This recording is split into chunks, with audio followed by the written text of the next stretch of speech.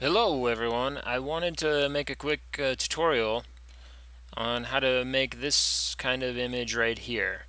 It's like a dispersion splatter effect that's pretty popular right now and everyone wants to know and how to do it. And it's pretty easy. You can do it in 3 layers and it's fun, and once you learn how to do it you can kind of play around with it and make it your own thing and have fun with it. So I know I'm going to show you one way on how to do it. I know there's a couple ways, but I don't know. What I've found is this way is pretty easy and kind of intuitive to learn. So let's see what we got. So here's the image we want to make, and here's our original image here. So this is a picture I took a little bit ago, and yeah, let's make it fun.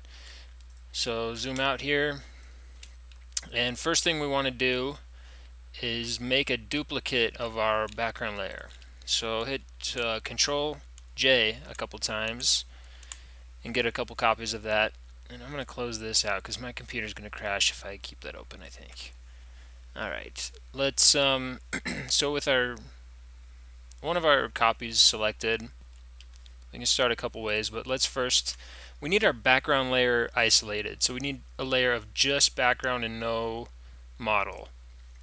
So grab a lasso tool and just delete her. So we just have a background. So it looks like when the splatter is there, we can see right through her. Does that make sense? And just use the content aware fill. That's Shift F5 to do this. And if you don't have content aware, just use your clone stamp tool and stamp the model out and kind of keep the tones even. And I'm sorry if you're seeing this like it looks like there's like pixelation along here. I don't see it on my screen, but I think you see it. But it's just a crappy screen recorder. But okay, so there's our background that we can work from. It's not perfect, but it's good. So what we want to do now is select our model and make a couple layers of her. So grab your magic wand tool, and that's the W key. If you don't have it, quick selection is what we want. And then just paint in the selection you want, which is her. Grab the shoes and the feet and the skin, and and masking you can make as perfect or imperfect as you want. Doesn't matter. I want to make this quick, so we'll make it simple. But okay, with our model selected, what we want to do is hit Control J again. Now with her selected, it'll bring only her to the next layer up.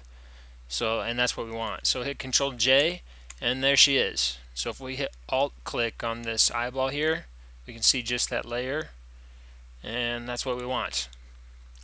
And if we Alt click again, we can bring everything back.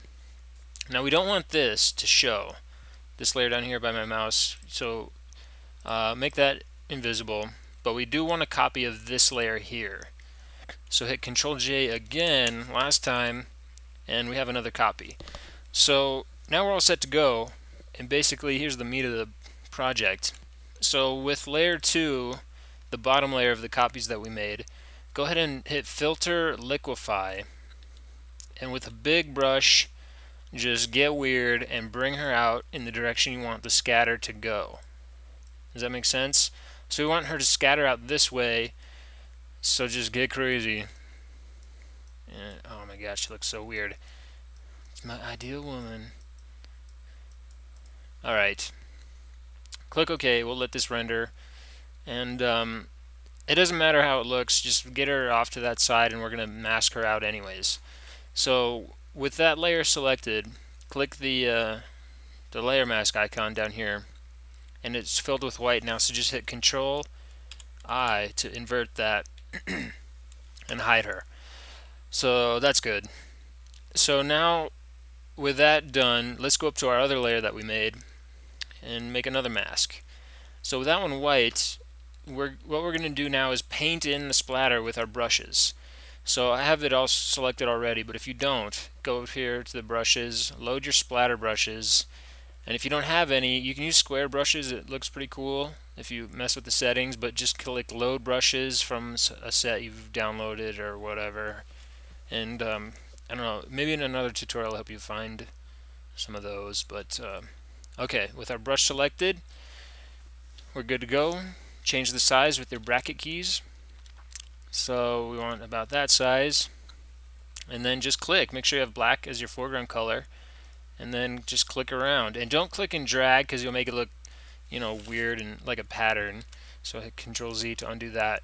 Just to make variations, just grab another brush, and then click again, and then you can bring up your brush palette even, kind of change the direction, and just make it look to your liking.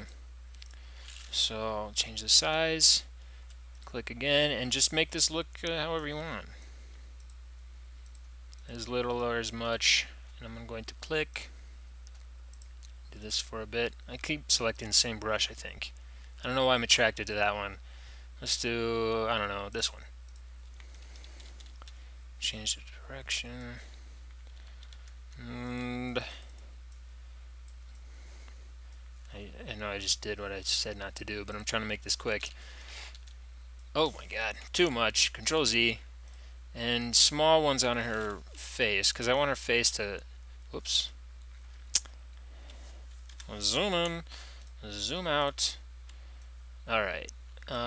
So that's okay, and it's not great, but you get the idea. And basically, with this other layer, we want to do the same thing, just opposite. So on the black, we want to paint with white. So grab your brush, hit these arrows to switch them out, or hit X as your shortcut to switch those out, and then just click again and paint. So basically, that's it. And what we're doing is revealing, Control Z, revealing that layer we liquefied, and making that layer show up.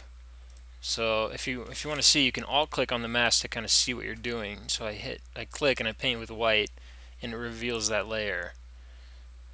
So kind of adjust here, get a look that we want, make it big, splatter out. Let's see what else we got.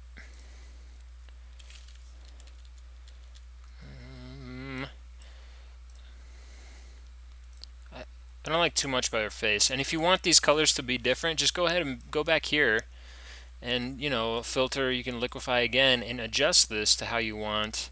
And those colors will shift independent of the mask. So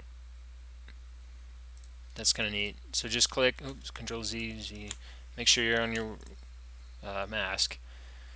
And there we go. And if you want to kind of tone it back, just paint with black again to cover up what you think you made a mistake on, and you can start reducing the effect in certain places and enhancing it.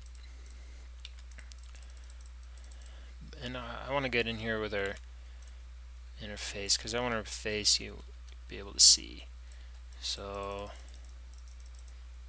that looks okay. And basically there we go. That's kind of the look we were going for in a couple of simple steps. A couple of layers and a couple of layer mask and a paintbrush. And that's kind of the effect we get. So I hope you enjoyed. If you have any questions, let me know, and I want to make some more of these kind of projects in the future. So yeah, hope you enjoyed. Thank you.